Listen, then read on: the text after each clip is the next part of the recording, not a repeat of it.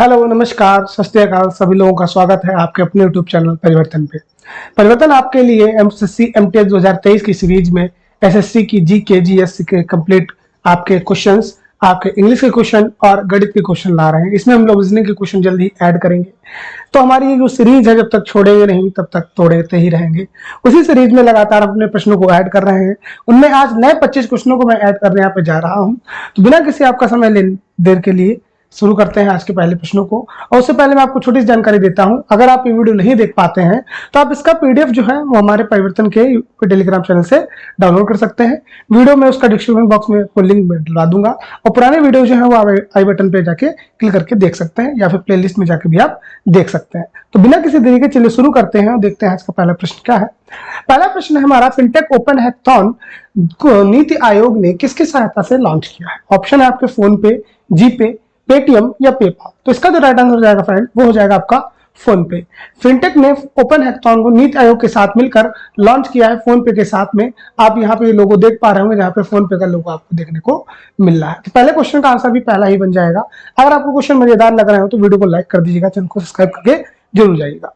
अगला प्रश्न हमारा, भारतीय रेलवे का पहला गतिशक्ति कार्गो टर्मिनल कहां बनाया गया? देखिए पूछा गया भारतीय रेलवे का पहला गतिशक्ति कार्गो टर्मिनल कहां बनाया गया है। आपके सामने ऑप्शन है Chennai central, Mumbai central, Asansol central या फिर नन ऑफ दिस, यानी इनमें से कोई नहीं। तो फिर बात करें इसका जो राइट आंसर हो जाएगा फ्रेंड वो हो जाएगा आपका आसनसोल सेंट्रल।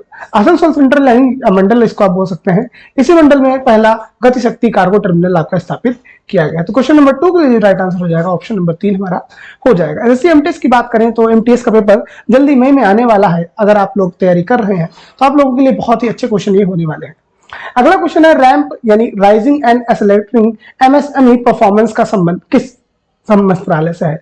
बहुत ही इंपॉर्टेंट आपकी ये क्या कह सकते हैं, एक मतलब नई जो नीति चलाई गई थी आपके मंत्रालय से, बहुत ही इंपॉर्टेंट मंत्रालय है। तो उसमें ऑप्शन है आपके वित्त मंत्रालय, गृह मंत्रालय, लघु एवं सूक्ष्म मध्यम मंत्रालय, नन ऑफ दिस। तो इसका जो राइट आंसर हो जाएगा फ्रेंड वो हो जाएगा हमारा सूक्ष्म लघु एवं मध्यम मंत्रालय।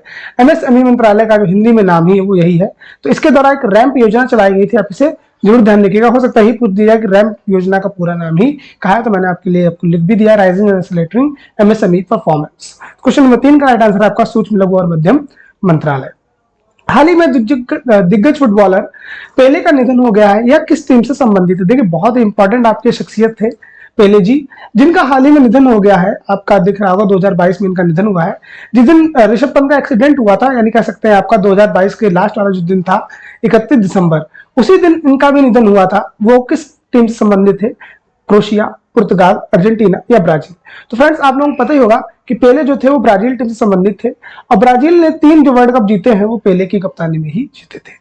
अगला प्रश्न आता है हमारा, सियाचिन में तैनात होने वाली भारत की पहली महिला अधिकारी कौन है? देखिए बहुत अच्छा प्रश्न है और महिलाओं से प्रश्न अक्सर बनता ही रहता है, चाहे वो कहीं देश किसी की देश की राष्ट्रपति बनी हो, चाहे उनसे कोई भी संबंधित प्रश्न हो। तो हमसे पूछा गया है सियाचिन में तैनात होने वाली पहली महिला अधिकारी कौन है? ऑप्शन आपके सामने, शिवा चौहान, शिवांगी सिंह, किरण बेदी या नीतू जैन। तो इसका ऑप्शन आप हमें बताइए। तो इसका आंसर जो रहेगा फ्रेंड वो रहेगा हमारा शिवा चौहान। तो शिवा चौहान ऐसे पहला अधिकारी हैं जिन्हें सियाचिन ग्लेशियर में पहली बार क्या किया गया है, तैनाती दी गई है। वहीं शिवांगी सिंह की बात करेंगे तो इन्होंने वो पहली महिला फाइटर हैं जिन्होंने राफेल प्लेन आपका उड़ाया था। तो राफेल जेट उड़ाने वाली पहली महिला पायलट कौन थी? तो शिवांगी सिंह थी। वहीं सियाचिन में तैनात होने वाली शिवा चौहान है। अगला हमारा, एनटीपीसी द्वारा हरित हाइड्रोजन मिश्रण परियोजना को कहां शुभारंभ किया गया है? ऑप्शन आपके भुवनेश्वर उड़ीसा, सूरत गुजरात, लखनऊ उत्तर प्रदेश या केरल। देखिए आपको लोगो देखने को मिल रहा होगा, भारत में पहला ग्रीन हाइड्रोजन बिल्डिंग प्रोजेक्ट की शुरुआत एनटीपीसी ने गुजरात के कबास टाउन में शुरू किए जाने की शुरुआत की है। तो इसका राइट आंसर रहेगा सूरत गुजरात, यानी सूरत बदल जाएगी गुजरात की जब वहां पे हरित हाइड्रोजन मिश्रण परियोजना शुरुआत कर दी जाएगी। अगला प्रश्न हमारा, विश्व का पहला ताड़ के पत्ते का पांडुलिपि संग्रहालय कहां शुरू हो गया? बहुत इंपॉर्टेंट प्रश्न है। इससे पहले मैंने आपको एक रॉक संग्रहालय भी बताया था जिसका आंसर था आपका हैदराबाद। वैसा ही आपका एक नया बनाया जा रहा है विश्व के पहले का ताड़ के पत्ते पे आपका कह सकते हैं पांडुलिपि संग्रहालय। ऑप्शन है आपके सामने, राजस्थान, केरल, तमिलनाडु या हैदराबाद। तो इसकी बात करें फ्रेंड्स, ये इस क्वेश्चन का जो राइट आंसर हो जाएगा वो हो जाएगा केरल। केरल में आपके ताड़ के पत्ते का पांडुलिपि संग्रहालय बनाया जा रहा है। अगला प्रश्न हमारी स्क्रीन पे है, सबसे कम उम्र में दोहरा शतक लगाने वाले विश्व के बल्लेबाज कौन बने हैं। तो बहुत ही गर्व की बात है, क्योंकि भारत में ही ऐसे 5 बल्लेबाज हैं जिन्होंने आपके एक दिवसीय मैचों में 200 रन मारने का आपका रिकॉर्ड बनाया है। सबसे पहले इसमें मास्टर ब्लास्टर सचिन तेंदुलकर का नाम आता है, उसके बाद वीरेंद्र सहवाग का नाम आता है, फिर रोहित शर्मा का नाम आता है, फिर आता है फ्रेंड ईशान किशन का नाम आता है, और उसके बाद आता है शुभमन गिल। इन्होंने हाल ही फिलहाल, इन दोनों तो हाल फिलहाल में ही आपका शतक मारा था। हमसे पूछा गया सबसे कम उम्र में मारने वाले जो खिलाड़ी हैं फ्रेंड, तो वो हमारे हैं आपके शुभमन गिल। शुभमन गिल इस समय बहुत ही गजब की फॉर्म में थे और इन्होंने 200 रन ठोक दिए न्यूजीलैंड के खिलाफ, और ये सबसे कम उम्र में खिलाड़ी बन गए हैं। वही ईशान किशन ने सबसे कम गेंदों में मारे थे, ये तो आप लोगों को पता होगा, सबसे कम गेंद में दोहरा शतक मारने वाले ईशान किशन थे। वहीं रोहित शर्मा ने सबसे ज्यादा दोहरे शतक मारे हैं, 3 मारे हैं, और इनका सर्वोच्चतम स्कोर भी 264 रन है, जो अभी आज तक किसी भी खिलाड़ी के द्वारा नहीं बनाया गया। तो गर्व की बात है, हमारे पास ऐसे खिलाड़ी हैं। अब 2023 का जो वर्ल्ड कप है वो भी भारत में है, तो उम्मीद यही होगी कि इतने दोहरे शतक मारने वाले बल्लेबाज हमारे लिए वर्ल्ड कप भी लाए। तो अगर आपको चाहते हैं हमारा वर्ल्ड कप आए तो लाइक जरूर करिएगा इस क्वेश्चन के लिए। एमपीएल द्वारा जारी इंडिया मोबाइल गेमिंग रिपोर्ट 2022 के अनुसार सबसे ज्यादा गेम खेलने वाला राज्य कौन बना है। देखिए, जब आपको रोजगार नहीं मिलेगा तो आप क्या करेंगे, आप गेम ही खेलेंगे ना। आपने सुना होगा कि ये मैं कर लेता हूं, आप ड्रीम 11 पे टीम बना लीजिए, है ना। तो ऐसा करने के लिए कौन से राज्य जो ऊपर है, वो है राजस्थान, उत्तर प्रदेश, हरियाणा या दिल्ली। तो इसमें कहा जा सकता है कि जो उत्तर प्रदेश है वो नंबर 1 रैंक के रहा है आपके एमपीएल की जारी रैंकिंग के अनुसार। और खेल में भी कौन है, तो आपका लूडो जो गेम है वो ऑनलाइन आजकल बहुत ज्यादा पसंद किया जा रहा है, और उत्तर प्रदेश में उसने प्रथम स्थान हासिल भी किया है ऑनलाइन गेमिंग में। तो अगला प्रश्न है हमारा, वरुण युद्धाभ्यास किन 2 देशों के बीच में होता है। बहुत इंपॉर्टेंट प्रश्न हमारा रहता है। जनवरी के मास में ये आपके युद्धाभ्यास बहुत ज्यादा घटित होते हैं। तो जनवरी का, चूंकि आपका पेपर जो है मई में है, तो आपका करंट अफेयर हो गया नवंबर का, दिसंबर का, जनवरी, फरवरी एंड मार्च। तो 5 महीने का जो करंट अफेयर है ये बहुत ज्यादा आपके लिए इस एग्जाम के लिए इंपॉर्टेंट हो जाएगा। बात की गई यहाँ पे वरुण युद्धाभ्यास की, तो ऑप्शन है आपके भारत और Uzbekistan, Bharat Japan, Bharat France या इनमें से कोई नहीं। इसका राइट आंसर जाएगा फ्रेंड आपका भारत और फ्रांस, इन दोनों के बीच में वरुण युद्धाभ्यास किया जाता है। वहीं भारत और जापान की बात करेंगे तो इनके बीच में होता है धर्म गार्जियन, ये आपने सुना भी होगा, बहुत ही आपका इंपॉर्टेंट एक एक्सरसाइज है। वही भारत और उज्बेकिस्तान के बीच में होती है, ये भी एक फेमस है दुस्तलिक, इसको भी आप ध्यान रखिएगा कि दुस्तलिक युद्धाभ्यास जो है वो भारत और उज्बेकिस्तान के बीच में होती है। फिलहाल क्वेश्चन नंबर 10 का राइट आंसर है वो है भारत और फ्रांस। बढ़ते हैं अगले प्रश्न की तरफ। अगला प्रश्न है हमारा, 71वीं मिस यूनिवर्स 2022 किसे चुना गया। ऑप्शन है आपके सामने, R'Bonney Gabriel, Harnaaz Sandhu, Priyanka Chopra या उर्वशी राउतेला। फ्रेंड बात करें तो 71वीं मिस यूनिवर्स जो है वो अमेरिका की आर बोनी ग्रेबियल बनी है। वहीं 17वीं बात करेंगे तो ये आपकी हरनाथ सिंधु थी, ये चीज भी ध्यान रखिएगा। और भारत की जो पहली जो थी वो 1994 में बनने वाली सुष्मिता सेन थी, आप इन्हें भी ध्यान रखिएगा। सुष्मिता सेन जो थी वो पहली महिला थी भारत की जिन्हें मिस यूनिवर्स चुना गया था। वहीं 17वीं को 2022 में किसे चुना गया, हरनाथ सिंधु को। 21 में चुना गया आर बोनी ग्रेबियल, इनका संबंध भी ध्यान रखिएगा, अमेरिका से है, ये चीज ध्यान रखिएगा, ये इनकी पिक है। अगला प्रश्न आता है हमारा, गोल्डन ग्लोब पुरस्कार में 2023 के बेस्ट ओरिजिनल सॉन्ग का पुरस्कार किसने जीता है। तो ये भारत के लिए गौरवान्वित करने वाला क्षण था कि भारत के किसी एक गाने ने बेस्ट ओरिजिनल सॉन्ग का अवार्ड भी जीत लिया है। आपको पता भी होगा इसको ऑस्कर अवार्ड से भी सम्मानित किया गया होगा, तो आपको बिना ऑप्शन ही पता चल गया होगा। It is none other than it's Naatu from triple R यानी राइज रोर एंड रिवॉल्ट।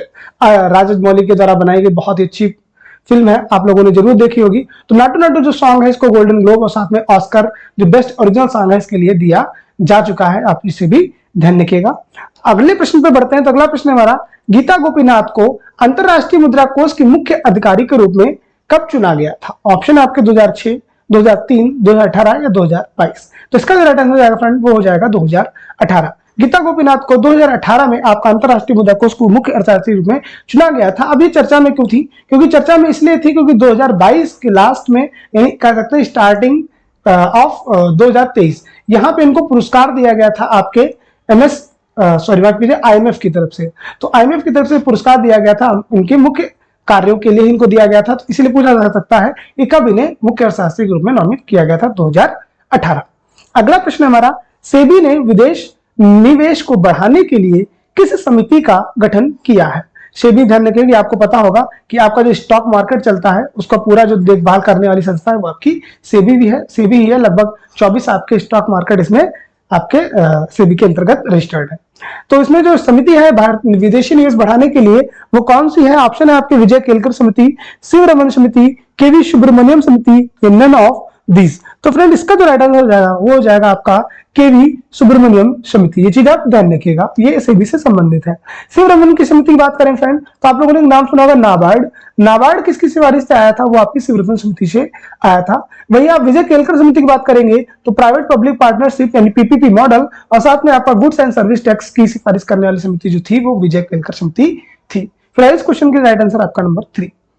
अगला प्रश्न है हमारा, भारत का पहला स्टिकर आधारित डेबिट कार्ड किसने लॉन्च किया है?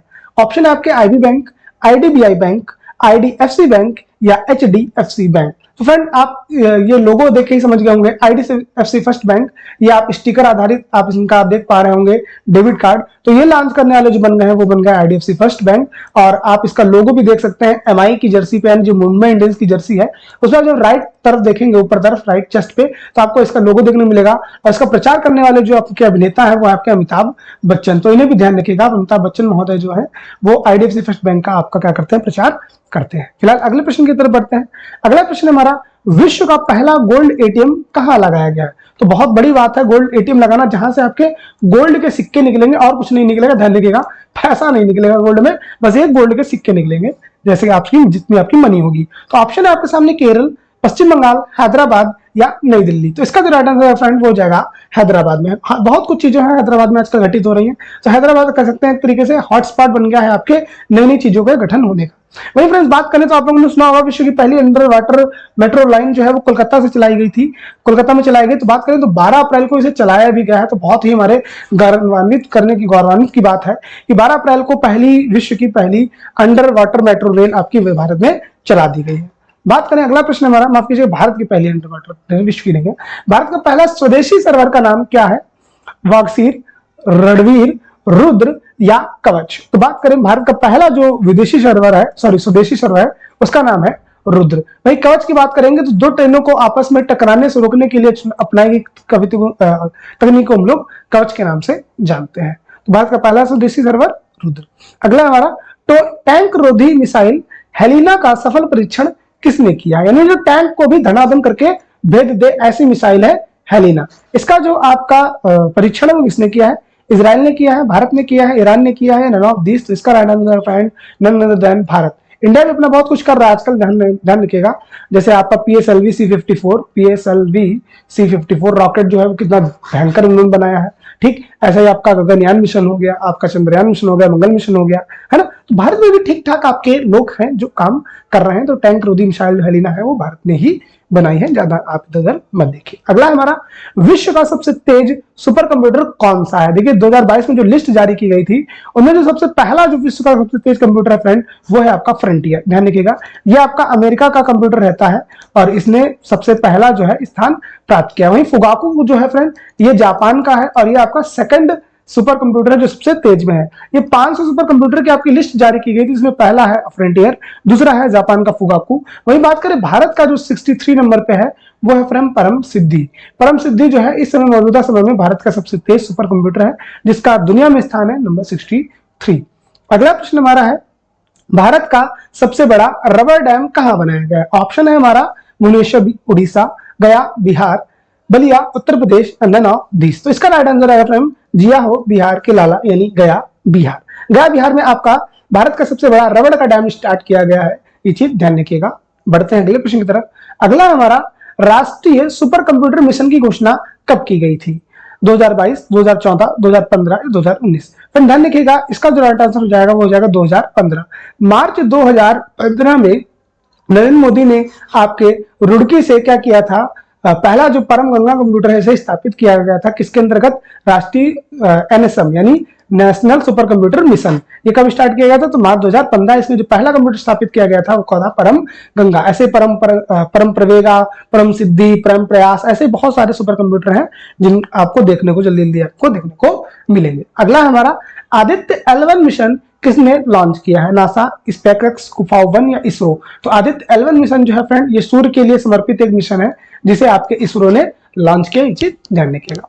अगला प्रश्न हमारा PSLV C-54 एक प्रकार का क्या है? ये क्वेश्चन तो इसी में आ गया, मैंने आपको अभी बताया था कि ये एक प्रकार का रॉकेट है। ये चीज ध्यान रखिएगा, क्योंकि आपने अगर CHSL के प्रीवियस ईयर उठाए होंगे या इस साल देखा होगा तो उन्होंने अग्नि मिसाइलें जो उनसे प्रश्न पूछा था, चांदीपुर ओडिशा, इन सब से प्रश्न आपका आया हुआ था। अगला हमारा अग्नि 5 बैलिस्टिक मिसाइल का सफल परीक्षण कहां से किया गया है? ये पूरा आप इसके बारे में देख सकते हैं। अग्नि 5 की खासियत है कि लंबाई है 17 मीटर, चौड़ाई है 2 मीटर, वजन है 50 टन, रेंज है 5000 किलोमीटर। देखिए यही चीज मेन इंपॉर्टेंट है, 5000 किलोमीटर टाइप का ऐसी इंटरकनेक्टेड बैलिस्टिक मिसाइल है आपकी। डिजाइन किसने किया है? DRDO ने किया है। कैपेसिटी कितनी है? 1.5 टन है और मैक्सिमम स्पीड है 29,000 किलोमीटर। फ्रेंड बहुत होती है स्पीड। इसे लॉन्च कहां से किया गया था? तो इसे लॉन्च किया गया था आपके APJ अब्दुल कलाम द्वीप, जो पहला व्हीलर द्वीप के नाम से जाना जाता था। और यह है कहां फ्रेंड? आपके उड़ीसा में। ये चीज आप ध्यान रखिएगा। बनाने वाली कंपनी है आपकी DRDO। ठीक है। अगला प्रश्न आता है हमारा, स्वैट का पूर्ण रूप क्या है? बहुत इंपॉर्टेंट आपकी ये हो जाती है। इसका मैं आपको ज्यादा टाइम लेकर सीधे बता देता हूं। Surface water and ocean topography, ये इसकी फुल फॉर्म है। और हम लोगों ने 25 क्वेश्चन बहुत आराम से अपने कवर कर लिए हैं। अगर आप ये क्वेश्चन अच्छे लगे हो तो हमारे वीडियो को लाइक कर दीजिएगा और चैनल को सब्सक्राइब करके जरूर जाएगा। अपने दोस्तों को भी बताइएगा कि परिवर्तन को यूट्यूब पे जरूर फॉलो करें। Thank you. अपना ख्याल रखिए।